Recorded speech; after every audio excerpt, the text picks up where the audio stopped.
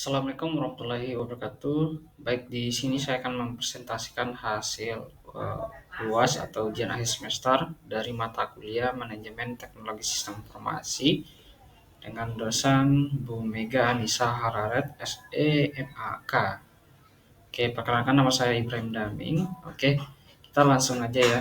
Di sini saya akan mengambil materi sistem informasi berbasis komputer atau disingkatnya CBIS, Computer Based Information System. Oke, kita lanjut. Yang akan dibahas adalah pengertian CBS, komponen CBS, kemudian area aplikasi CBS, manfaat CBS, kemudian jenis-jenis CBS. Apa kepanjangan dari CBS itu? Itu adalah Computer Based Information System atau sistem informasi yang berbasis komputer. Oke, lanjut ke pengertian.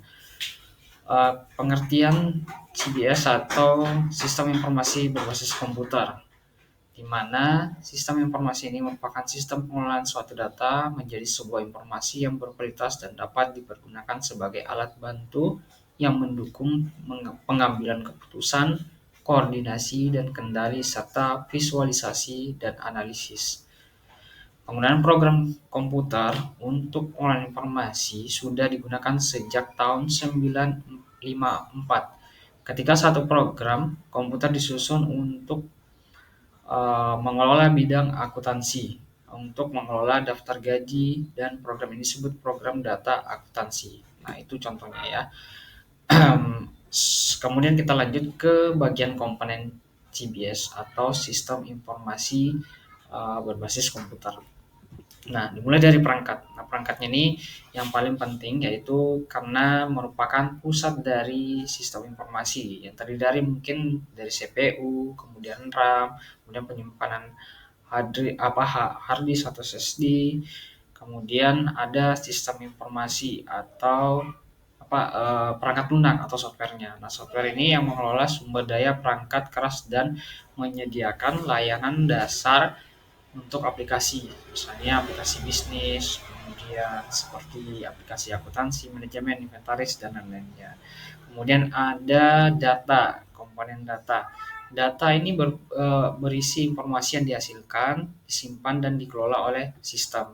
Data dapat berupa fakta, angka, teks, gambar, dan sebagainya. Kemudian di data itu ada namanya database, kumpulan data yang terorganisir yang dapat diakses oleh dan dikelola menggunakan DBMS, misalnya MySQL atau SQL seperti itu ya. Kemudian lanjut ke komponen prosedur. Prosedur ini yaitu untuk langkah-langkah yang harus diikuti dalam menjalankan sistem atau melakukan tugas tertentu pada sistem. Kemudian prosedur keamanan. Nah, ini juga penting juga karena untuk melindungi sistem kita dari akses yang tidak sah atau kerusakan gitu ya. Kemudian komponen terakhir yaitu orang atau people atau pengguna ya. Di sini individu atau kelompok yang menggunakan sistem untuk melakukan tugas-tugas tertentu, misalnya menganalisa atau desain sistem yang secara profesional. Kemudian ada sebagai administrator database yang bertanggung jawab atas keamanan dan integritas database. Kemudian ada manajemen atau pemegang, yaitu untuk mengambil keputusan berdasarkan informasi yang dihasilkan.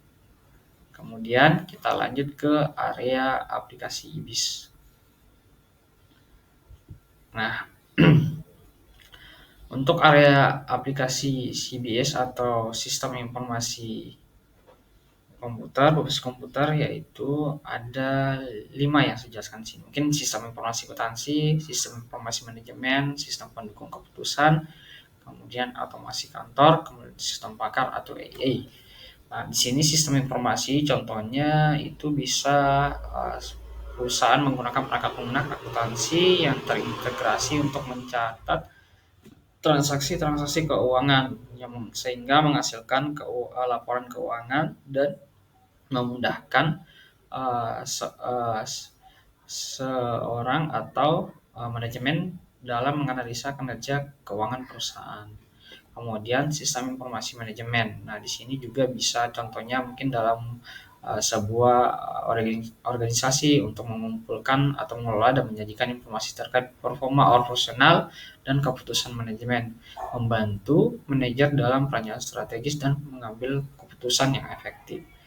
Kemudian ada namanya sistem pendukung keputusan. Sistem keputusan ini contohnya misalnya implementasi pada sistem e-commerce yang menggunakan algoritma untuk memberikan rekomendasi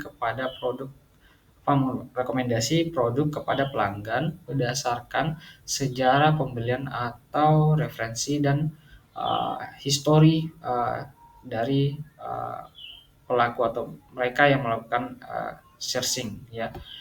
Kemudian kita lanjut ke otomasi atau virtual office. Nah, contohnya mungkin bisa perangkat lunak yang berkolaborasi dengan online, misalnya manajemen proyek dan komunikasi jarak jauh, misalnya Zoom seperti itu ya.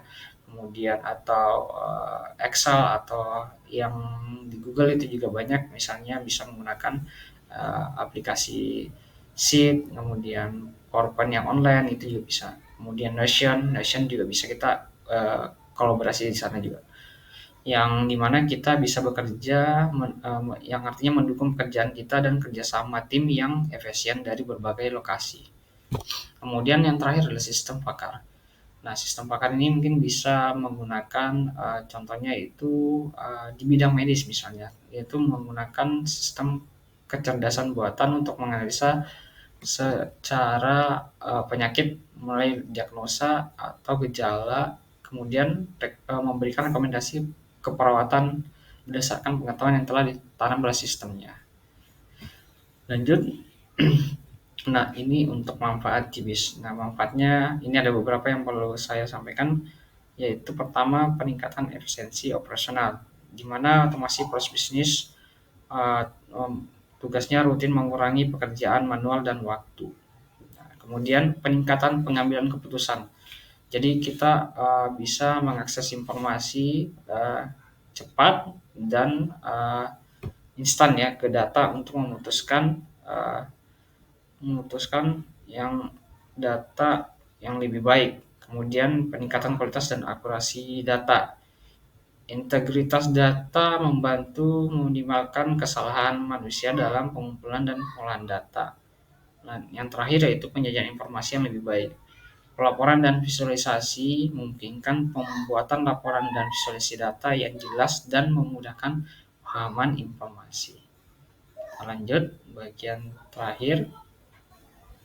Kemudian ada jenis-jenis sistem informasi berbasis komputer ya.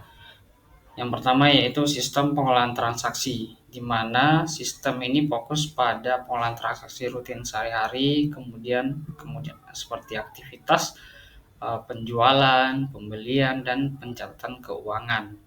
Kemudian sistem pendukung keputusan. Nah, di sini dirancang untuk membantu manajemen dalam pengambilan keputusan, misalnya menyediakan akses cepat ke informasi yang relevan dan mendukung analisis data untuk keputusan lebih baik.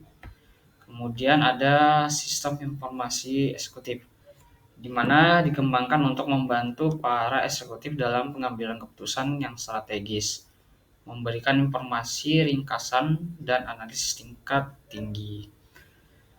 Kemudian ada sistem manajemen basis data atau sistem DBMS ya, yaitu bertanggung jawab untuk menyimpan, mengelola, dan menyediakan akses ke data dalam database, mendukung integritas dan keamanan pengolahan data. Yang kemudian sistem informasi manajemen. Nah, di sini informasi berdasarkan kebutuhan manajemen pada tingkat menengah, menyajikan laporan dan ringkasan untuk membantu manajemen dalam pemakaian kinerja dan pengambilan keputusan, misalnya sistem informasi rumah sakit seperti itu bisa juga contohnya seperti itu. Kemudian sistem informasi kesehatan, nah ini didesain untuk memenuhi kebutuhan informasi di industri kesehatan, termasuk catatan medis elektronik, kemudian manajemen informasi pasien, dan riwayat-riwayat perawatan atau pengobatan seperti itu. Oke, sekian dari video saya. Assalamualaikum warahmatullahi wabarakatuh.